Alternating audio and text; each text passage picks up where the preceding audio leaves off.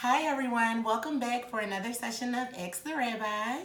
Rabbi Zeph, my question for you today is, why don't we have prophets anymore? Oh, that is a really good question. So, the ancient rabbis had taught that the age of prophecy had come to a close. When they canonized the Bible, they said, that's it, this is all the prophecy there isn't going to be any more.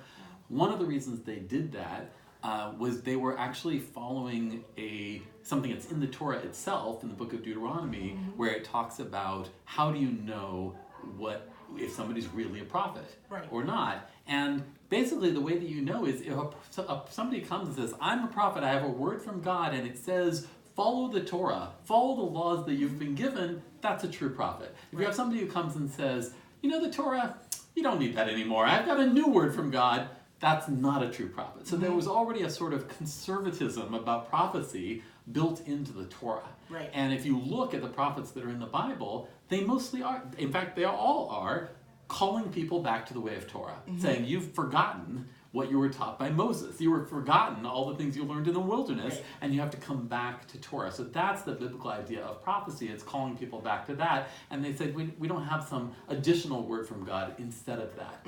But that doesn't mean that the prophetic voice has gone silent. And I think that many rabbis, including myself today, would say, we hear that prophetic voice all the time when people are doing the same thing the ancient prophets did, calling us back to the values of Torah. So when we hear people standing up for justice and standing up for equality and standing up for these high values of Torah, taking care of the poor, feeding the hungry, that's the prophetic voice. Those people are also channeling prophecy, just like the ancient prophets did. And people always will mention people like Dr. Martin Luther King Jr. and Gandhi and these famous figures, but it's not just them. All the time we hear people standing up and saying, the way that you are acting is not right. We have been taught what we are supposed to do, and you need to be doing what we know is right.